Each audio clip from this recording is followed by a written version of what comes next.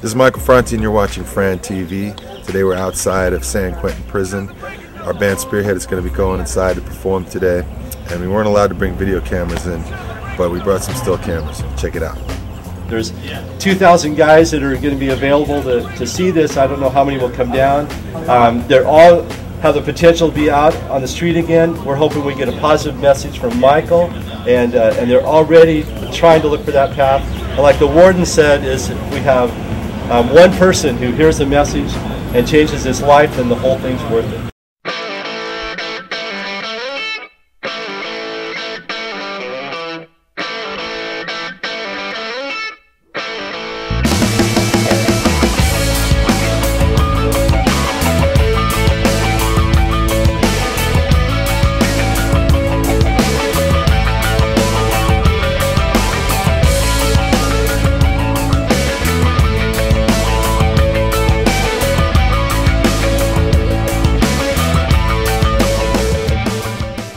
There was a gentleman who saw our show in New Orleans. He loved the show. He bought a CD. He went onto our website the next day and saw that we were playing in San Quentin. And he called our office and said, you know, I have a sister who was raped and murdered by a man who's on death row here. And how can they be going in to play this concert, you know? And it really made me think. I stayed up all night thinking about it, and I finally wrote a letter. And in that, I was trying to just feel his pain, you know, empathize with what his family is going through, you know, that ball of red hot iron that never leaves his stomach, you know. And then I thought, you know, I don't play music to reward people, and I don't play music to punish people.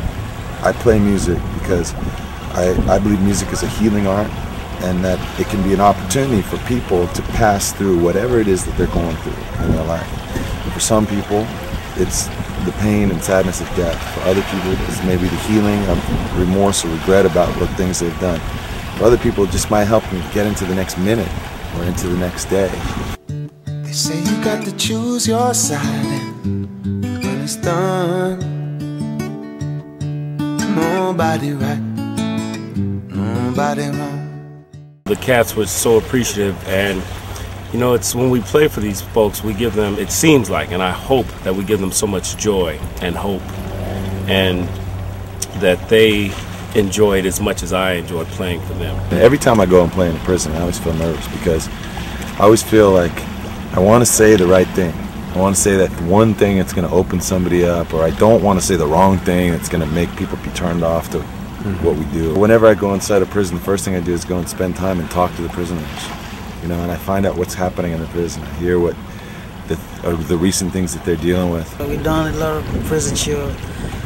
This was like, yeah, I was like ready for it, you know. See the people reaction, and came out really good.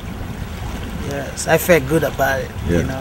Glad to be here. And one guy just said that when, you know, I was like, how you doing? He said, well, I'm doing good, but not like you know, I'm just looking up to God, you know, to get me out. Like, oh, so we're on the same boat, you know, that's what I say. Say, I know, I'm you're the other side, but we are basically the same boat. People make mistakes, and they're doing their time. They're paying for their mistakes. And some, you know, a lot of these kids come in there as kids. They grow old here, so they got a lot of wisdom to teach all the younger generation that comes into these walls. There's so much tension and violence between the different factions, black, white, Native American, Norteño, Sudeño, Asians. At San Quentin 2 years ago, they had a big melee on the yard, and I talked to one of the prisoners today. His name was Ben. From that, they spent over a year bringing all the heads of the different factions together to learn to communicate, to say, hey, we don't need this BS anymore. We all want to live. We've got to do life.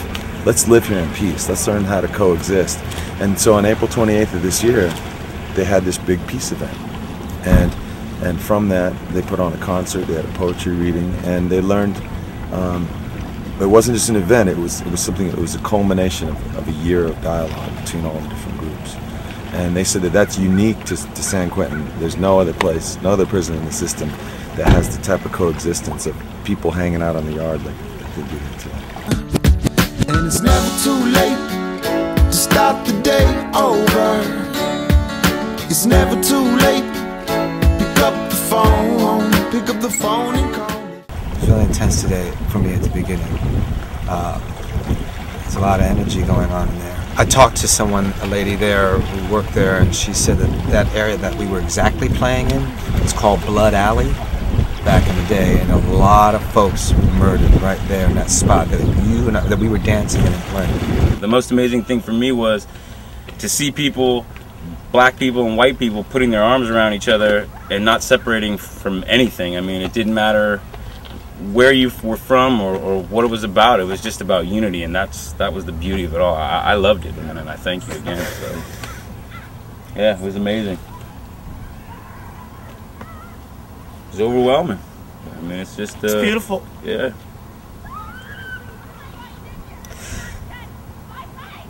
I'm speechless, man. Thank you. Just grateful. Yeah, it was cool. For sure, man. Did you talk to any of the cats here? Yeah. I had a guy tell me about cutting a man's neck from ear to ear and then cutting his genitals off, sending him into the next life. And just matter of fact, what do you say to that?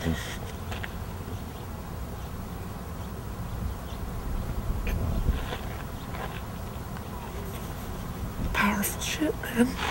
Today, we played almost, you know, we played for either guys who are here for life, they're never going to get out, or we played for a lot of guys who are here for just like a year or two.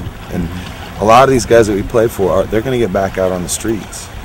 And if there's nobody that comes in here to help facilitate that adjustment, then we're just turning people who have been in this violence back out into the world. You know, so we need people to pay attention to what's happening inside prisons. We need to also facilitate that healing between victims and the perpetrators, which is something that they do here. And so I really feel it's important work. And from what I saw today of the way that these prisoners took their violence and turned it into a peaceful coexistence here out on the yard, like I've never seen in any other prison before. San Quentin used to be one of the most violent prisons in America, and now it's really peaceful. To see that, it's a message to all of us on the outside about how we can learn to better communicate and try to solve all our problems. This is Michael Franti from San Quentin Prison in California, and you're watching FrantiV. Peace. But hey, diddle diddle to the people in the middle. We got hot wax and it's cooking on the griddle. Got the guitars to rumming, the drummers to rumming, the people all humming, and the vibe was.